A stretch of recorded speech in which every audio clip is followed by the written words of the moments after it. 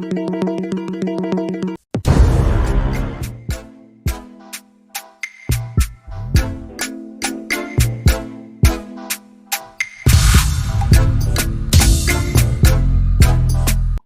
has preguntado alguna vez cómo sería la vida después de la muerte? Bienvenidos a este video sobre Pedro Páramo, una de las obras más importantes de la literatura mexicana y universal. ¿Alguna vez has imaginado un mundo de los muertos? Juan Rulfo lo hizo en esta novela creando un mundo mágico y oscuro habitado por los muertos, donde la línea entre la realidad y la imaginación se difumina de una manera espectacular. Y cabe destacar que mucho se ha hablado sobre esta obra en el gremio académico, literario, cultural y social. Pero yo quiero compartirte mi sentir y pasión por esta hermosa novela. A lo largo del video te llevaré a conocer un poco sobre los personajes, la trama y los detalles más interesantes de esta historia, que ha cautivado a lectores de todo el mundo desde su publicación en 1955. Y aclaro, es desde mi perspectiva. Bien, acompáñanos en este video a descubrir cómo la novela de Rulfo nos invita a explorar un mundo desconocido y a reflexionar sobre la vida, la muerte y la existencia.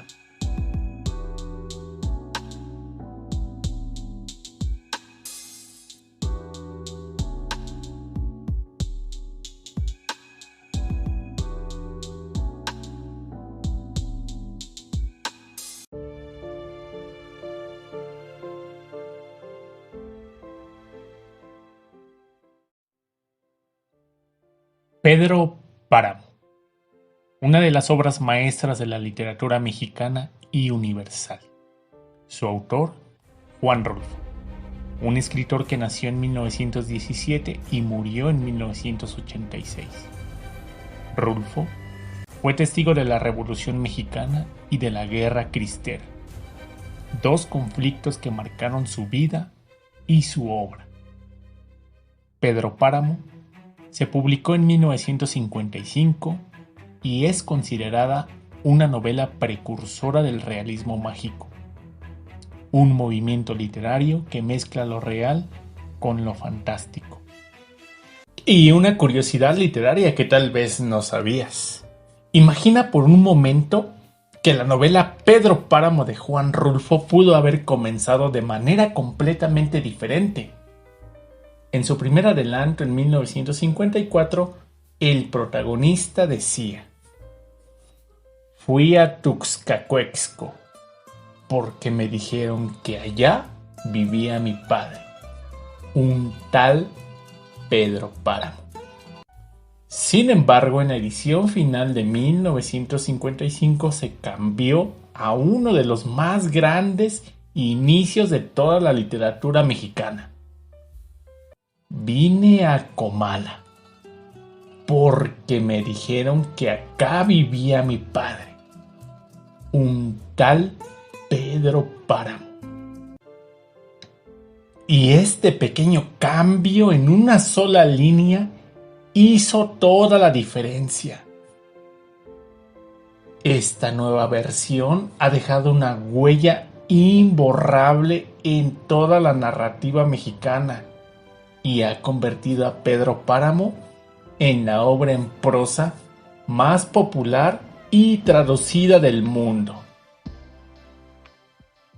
¿Quién diría que una sola frase cambiaría el rumbo de la historia? Dato adicional. ¿Sabías que Los Murmullos era el título original de la obra maestra de Rulfo? De hecho, Rulfo consideró este título antes de finalmente decidirse por Pedro Páramo. Esta curiosidad literaria es una muestra más del proceso creativo que llevó a la creación de una de las obras más importantes de México. La idea original de Rulfo sugiere que la novela pudo haber tomado un rumbo distinto, más centrado en los susurros y murmullos que se escuchan en Comala. Sin embargo, la decisión final de cambiar el título por Pedro Páramo resultó en una obra más misteriosa e intrigante, que ha cautivado a lectores de todo el mundo. Estos datos curiosos nos muestran cómo incluso los cambios más pequeños pueden tener un gran impacto en la percepción y recepción de una obra literaria. Imagínate cuánto habría cambiado la historia de la literatura mexicana si Rulfo hubiera mantenido el título original.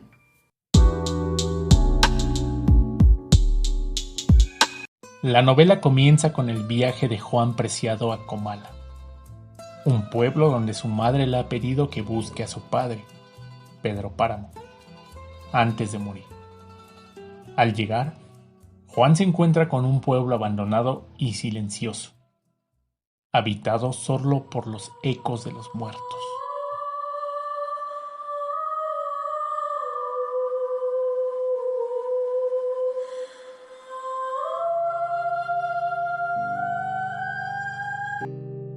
Vine a Comala, porque me dijeron que acá vivía mi padre, un tal Pedro Páramo. Mi madre me lo dijo, y yo le prometí que vendría a verlo en cuanto ella muriera.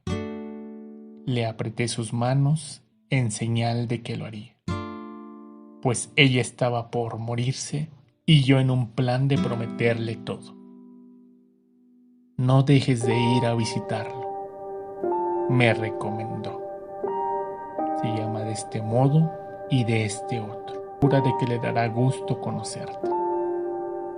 Entonces no pude hacer otra cosa sino decirle que así lo haría. Y de tanto decírselo se lo seguí diciendo aún después que a mis manos les costó trabajo zafarse de sus manos muertas. Todavía antes me había dicho: no vayas a pedirle nada, exígele lo nuestro, lo que estuvo obligado a darme y nunca me dio. El olvido en que nos tuvo, mi hijo, cóbraselo caro. Así lo haré, madre. Pero no pensé cumplir mi promesa, hasta que ahora pronto comencé a llenarme de sueños, a darle vuelo a las ilusiones, y de este modo se me fue formando un mundo alrededor de la esperanza que era aquel señor llamado Pedro Páramo, el marido de mi madre. Por eso vine a Comala. Era ese tiempo de la canícula, cuando el aire de agosto sopla caliente, envenenado por el olor podrido de las aponarias. El camino subía y bajaba. Sube o baja según se va o se viene. Para el que va, sube. Para el que viene, baja. ¿Cómo dice usted que se llama el pueblo que se ve allá abajo? Comala, señor. ¿Está seguro de que ya es Comala? Seguro, señor. ¿Y por qué se ve todo esto tan triste? Son los tiempos, señor. Yo imaginaba ver todo aquello a través de los recuerdos de mi madre, de su nostalgia, entre retazos de suspiros.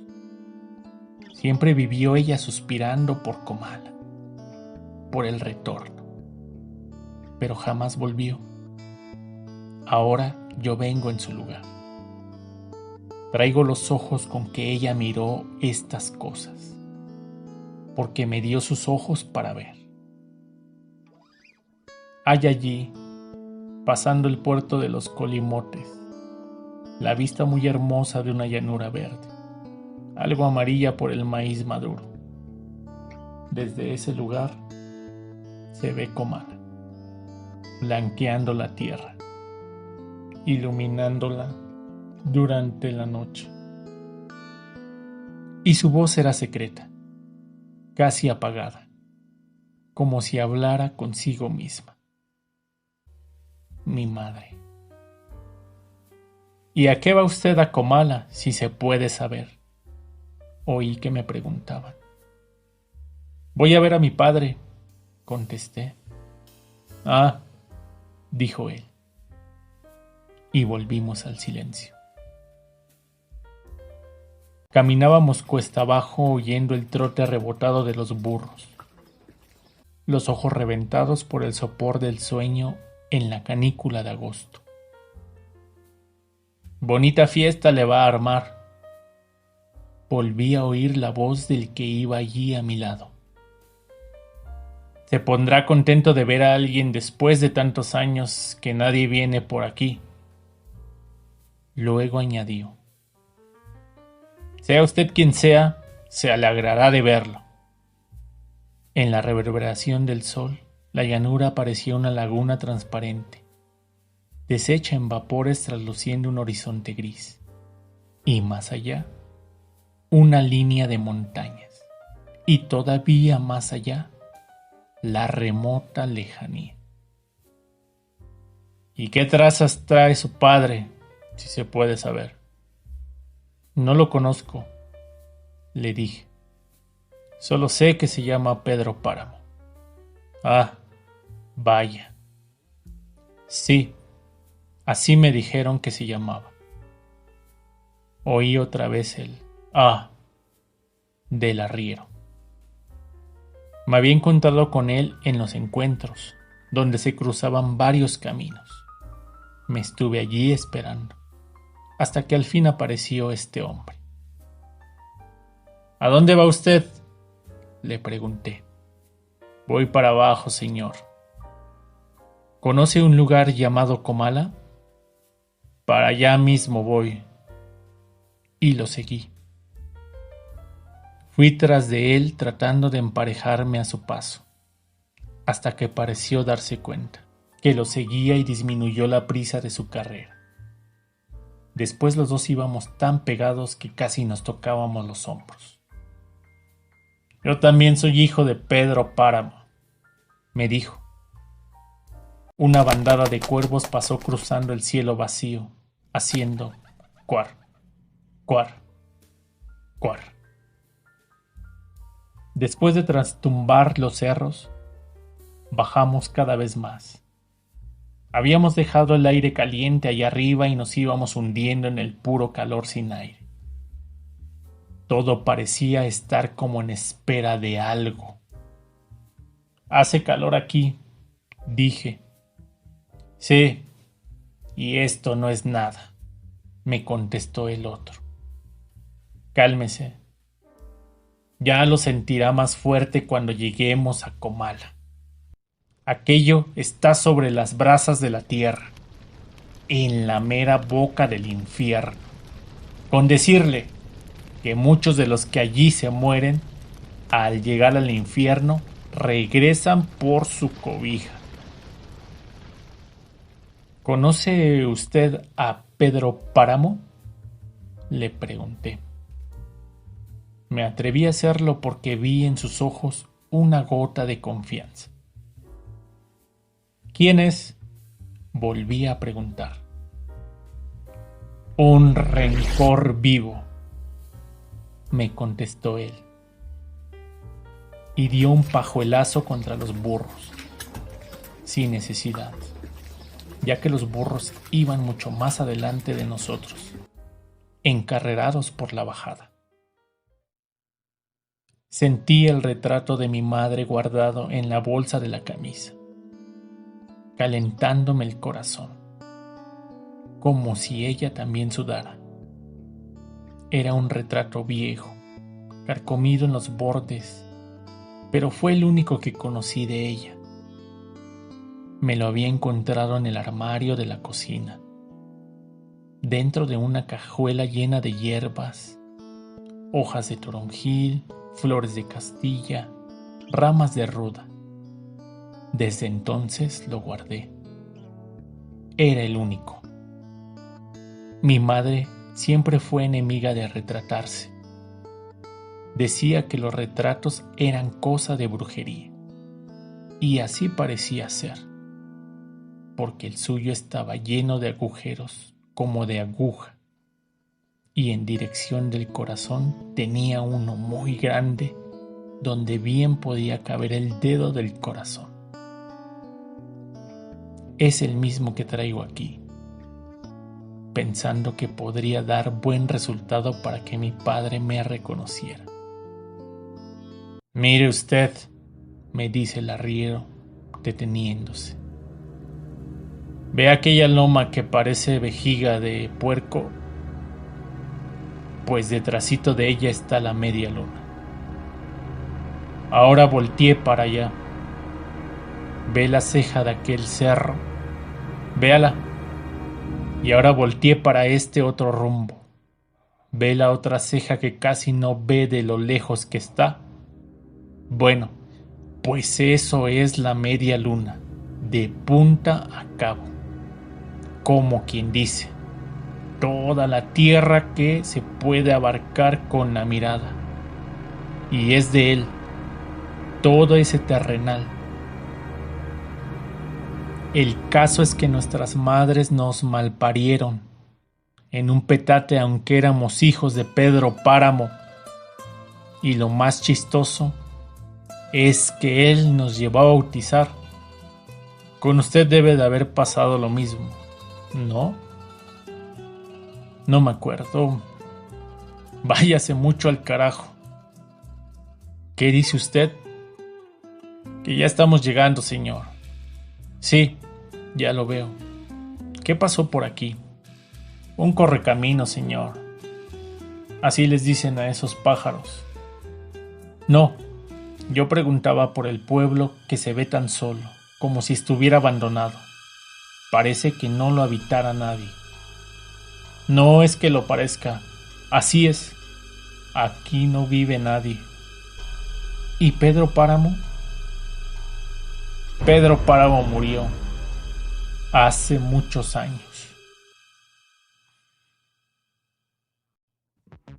Como podemos apreciar, la novela de Juan Rulfo es una obra compleja y original, que rompe con las convenciones narrativas tradicionales.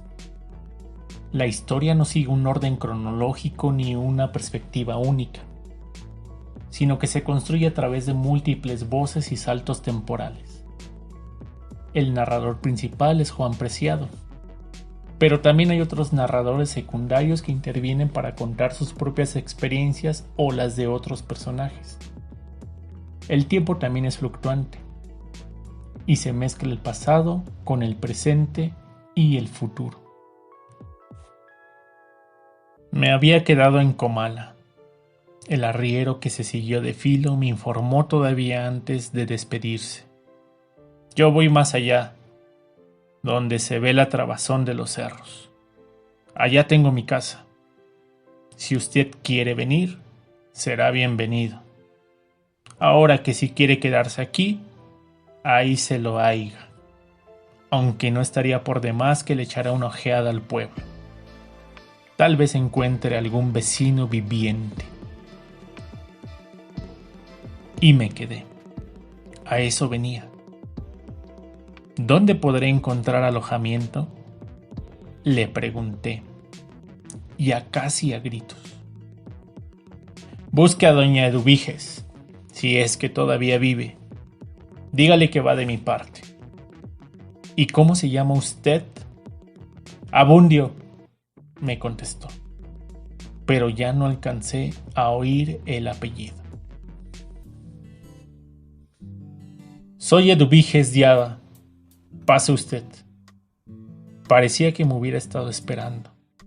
Tenía todo dispuesto, según me dijo, haciendo que la siguiera por una larga serie de cuartos oscuros, al parecer desolados.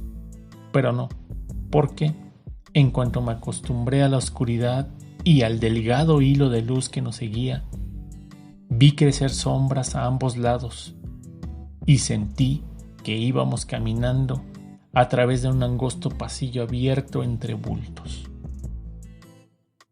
¿Qué es lo que hay aquí?, pregunté. Tiliches, me dijo ella. Tengo la casa toda entilichada. La escogieron para guardar sus muebles los que se fueron, y nadie ha regresado por ellos. Pero el cuarto que le he reservado está al fondo. Lo tengo siempre descombrado por si alguien viene. ¿De modo que usted es hijo de ella? ¿De quién?, respondí. De Doloritas. Sí, pero ¿cómo lo sabe? Ella me avisó que usted vendría. Y hoy precisamente, que llegaría hoy. ¿Quién? ¿Mi madre? Sí, ella.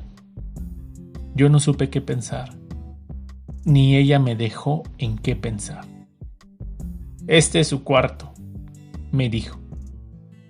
No tenía puertas, solamente aquella por donde habíamos entrado. Encendió la vela y lo vi vacío. «Aquí no hay dónde acostarse», le dije. «No se preocupe por eso. Usted ha de venir cansado y el sueño es muy buen colchón para el cansancio. Ya mañana le arreglaré su cama. Como usted sabe, no es fácil ajuerar las cosas en un 2x3. Para eso hay que estar prevenido. Y la madre de usted no me avisó sino hasta ahora». «¿Mi madre?», le dije. «Mi madre ya murió». Entonces esa fue la causa de que su voz la oyera tan débil, como si hubiera tenido que atravesar una distancia muy larga para llegar hasta aquí. Ahora lo entiendo. ¿Y cuánto hace que murió? Hace ya 7 días. Pobre de ella. Se ha de haber sentido abandonada. Nos hicimos la promesa de morir juntas, de irnos las dos para darnos ánimo una a la otra en el otro viaje, por si se necesitara, por si acaso encontráramos alguna dificultad. Éramos muy amigas. ¿Nunca le habló de mí? No, nunca. Me parece raro. Claro que entonces éramos unas chiquillas. Y ella estaba apenas recién casada. Pero nos queríamos mucho. Tu madre era tan bonita, tan, digamos, tan tierna, que daba gusto quererla. Daban ganas de quererla. De modo que me lleva ventaja, ¿no? Pero ten la seguridad de que la alcanzaré. Solo yo entiendo lo lejos que está el cielo de nosotros, pero conozco cómo acortar las veredas. Todo consiste en morir. Dios mediante, cuando uno quiera y no cuando Él lo disponga. O, si tú quieres, forzarlo a disponer antes de tiempo. Perdóname que te hable de tú. Lo hago porque te considero como mi hijo. Sí, muchas veces dije, el hijo de Dolores debió haber sido mío. Después te diré por qué. Lo único que quiero decirte ahora es que alcanzaré a tu madre en alguno de los caminos de la eternidad. Yo creí que aquella mujer estaba loca. Luego ya no creí nada. Me sentí en un mundo ajeno y me dejé arrastrar. Mi cuerpo, que parecía aflojarse, se doblaba ante todo. Había soltado sus amarras y cualquiera podía jugar con él como si fuera de trapo. Estoy cansado, le dije. Ven a tomar antes algún bocado, algo de algo, cualquier cosa. Iré después. El agua que goteaba de las tejas hacía un agujero en la arena del patio. Sonaba plas, plas, y luego otra vez plas. En mitad de una hoja de laurel que daba vueltas y rebotes metida en la hendidura de los ladrillos, ya se había ido la tormenta. Ahora de vez en cuando la brisa sacudía las ramas del granado haciéndolas chorrear una lluvia espesa, estampando la tierra con gotas brillantes que luego empañaban. Las gallinas, engarruñadas como si durmieran, sacudían de pronto sus alas y salían al patio picoteando deprisa, atrapando las lombrices desenterradas por la lluvia. Al recorrerse de las nubes, el sol sacaba luz a las piedras irizaba todo de colores. Se debía al agua de la tierra. Jugaba con el aire, dándole brillo a las hojas con que jugaba el aire. El estilo literario de Juan Rulfo se caracteriza por su originalidad y su innovación. Rulfo utiliza diferentes voces narrativas para contar la historia de distintos puntos de vista. A veces es Juan Preciado quien narra en primera persona, otras veces son los fantasmas quienes hablan un monólogo interior y otras veces es un narrador omnisciente quien relata en tercera persona. Rulfo también recurre al realismo mágico para crear una atmósfera donde lo real se mezcla con lo fantástico. Así, Comala se convierte en un espacio donde conviven los vivos y los muertos, donde el tiempo se diluye y donde la naturaleza adquiere un sentido simbólico. Es decir que, a lo largo de la novela y en varios fragmentos, estos elementos contribuyen a crear una atmósfera de misterio, melancolía y desolación en la novela, ya que reflejan el estado de ánimo de los personajes y el contexto histórico y social en el que viven. El misterio se genera por la incertidumbre sobre lo que pasó en Comala y por la ambigüedad entre lo real y lo fantástico. La melancolía se expresa por el recuerdo constante del pasado y por la imposibilidad de cumplir los deseos y las promesas. La desolación se manifiesta por la soledad, el silencio y la muerte que envuelven al pueblo y a sus habitantes. Como ejemplo, aquí algunos fragmentos que utilizan el uso de estas técnicas literarias para su efecto en los posibles lectores. No tardé en dormirme, pero mi sueño fue poblado de murmullos. Oí voces por todas partes, voces amortiguadas por las paredes, y mientras más me acercaba al centro del pueblo, más fuertes eran los rumores. Este fragmento muestra el uso de la voz narrativa en primera persona y del realismo mágico, creando una sensación de intriga y confusión en el lector. Y yo me quedé aquí para verlo todo, para contarlo todo. Este fragmento muestra el uso del monólogo interior y del narrador omnisciente, creando una sensación de testimonios y veracidad en el lector. El sol era enorme, llenaba todo el cielo, parecía que iba a reventar. Este fragmento muestra el uso de las descripciones del paisaje y su sentido simbólico, creando una sensación de opresión y angustia. Por otro lado, cabe resaltar que la novela también tiene una dimensión social y política, al retratar la realidad del México rural del siglo XX, marcada por el caciquismo, la desigualdad, la violencia, la pobreza y la opresión. Pedro Páramo es el símbolo del poder absoluto y arbitrario que somete al pueblo a su voluntad. Su figura también representa el patriarcado y el machismo que domina en la sociedad mexicana. Susana San Juan, por otro lado, es la víctima de ese sistema. Una mujer que no tiene voz ni voluntad propia y que solo vive para su amor perdido. La novela muestra una visión pesimista y desesperanzada de la existencia humana, donde no hay lugar para la felicidad ni para la redención. Los personajes están atrapados en sus pasiones, sus culpas o sus recuerdos, sin poder escapar ni poder cambiar. El pueblo de Comala es un infierno donde los muertos no descansan ni se encuentran en paz. Los temas centrales de la novela son la muerte, el amor, la soledad, la violencia y la memoria. La muerte es el tema principal, ya que está presente desde el principio hasta el final de la novela.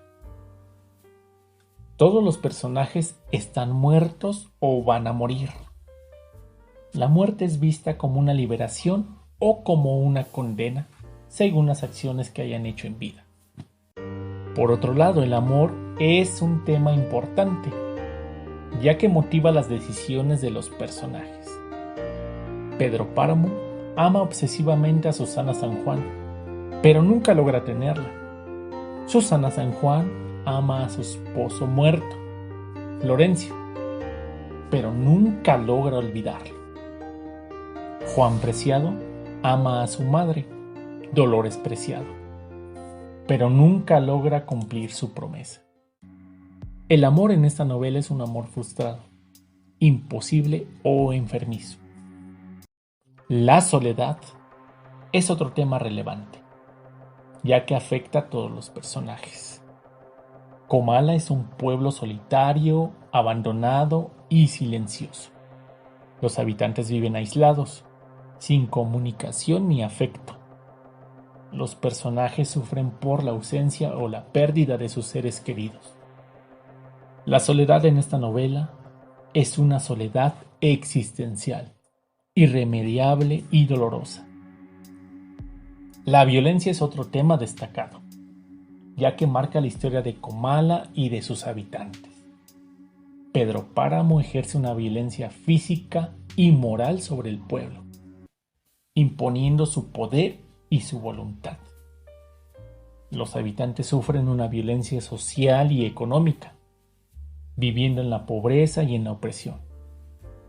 Los personajes padecen una violencia psicológica y emocional, viviendo en el miedo y en el resentimiento.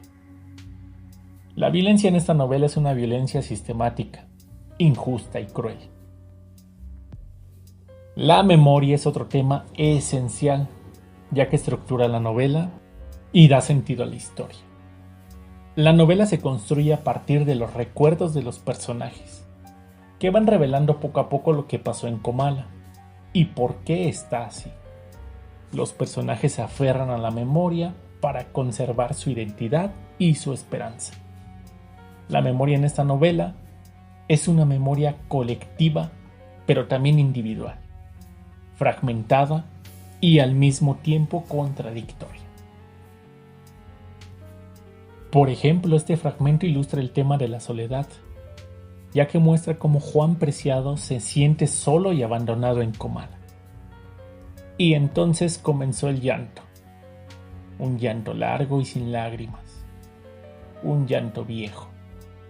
Este fragmento ilustra el tema de la violencia, ya que muestra cómo los habitantes de Comala sufren por las injusticias y los abusos de Pedro Páramo.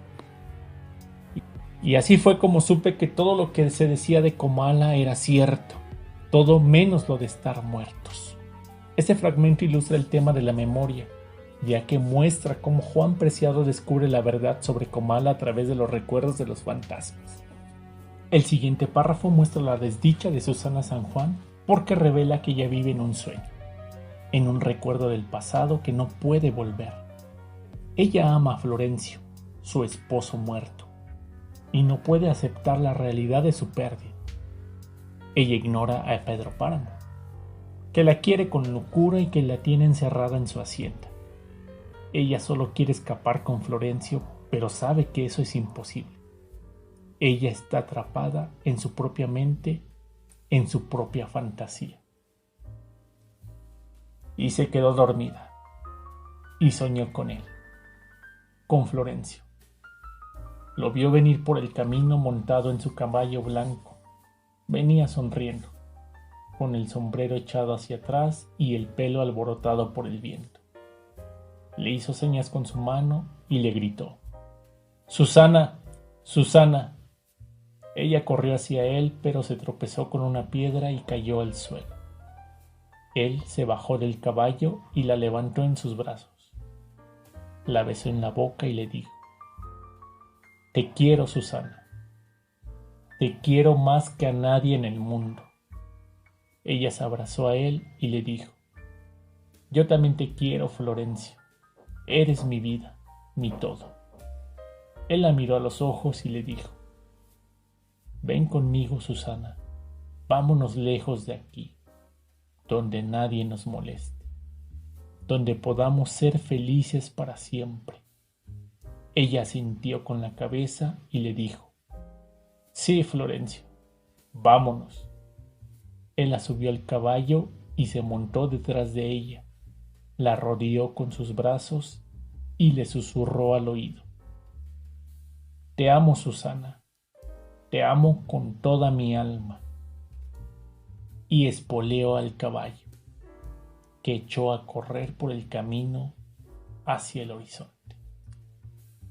El siguiente párrafo muestra el vacío existencial que siente Pedro Páramo tras la muerte de Susana, su único amor verdadero. Pedro Páramo ha perdido todo lo que le importaba: su hijo, su amada, su poder, su pueblo. Ya no tiene nada por lo que vivir ni nadie que le acompañe. Su corazón, que antes era duro y cruel, ahora es débil y solitario. Su memoria, que antes guardaba los recuerdos de Susana, ahora está en blanco. Pedro Páramo se da cuenta de que está vivo, pero no tiene vida. Y se quedó solo. Se sintió solo y quiso morirse, pero no pudo. El corazón le seguía latiendo, obstinado, duro, lleno de vida. Entonces se dio cuenta de que estaba vivo, de que era uno de los tantos que estaban vivos, y se sintió triste. Se sentó en el suelo y apoyó la espalda en la pared. Cerró los ojos y quiso pensar en Susana, pero no pudo. La imagen de Susana se había borrado de su memoria. Ya no quedaba nada de ella. El siguiente párrafo es muy importante porque resume el sentimiento de soledad y desolación que atraviesa toda la novela. Juan Preciado se da cuenta de que ha muerto y que su padre nunca lo reconoció ni lo quiso. También se da cuenta de que Comal es un pueblo fantasma, donde no hay vida ni esperanza. El frío que siente es el frío de la muerte que lo ha alcanzado sin que él lo supiera. El llanto que no puede derramar es el llanto de la impotencia y la frustración. El párrafo también cierra el círculo narrativo, ya que comienza con la promesa de Juan a su madre y termina con su muerte en brazos de Eduviges Diada, la amiga de su madre. Y no supe qué decir. Sentí frío y me arrebujé en las cobijas, pero el frío venía de adentro, de mi corazón. Quise llorar y no pude. Y no era por él, sino por mí, porque sentí que él se había ido para siempre y que yo me quedaba solo, completamente solo.